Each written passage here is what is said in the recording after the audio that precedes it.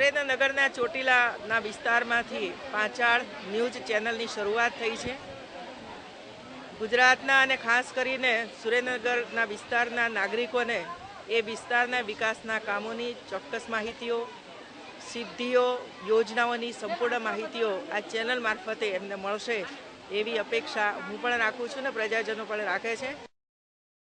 અને આવી એક સારી ચેનલ શરૂ થઈ છે બદલ હું આ પાંચાળ ન્યૂઝ ચેનલને પણ શુભેચ્છાઓ પાઠવું છું।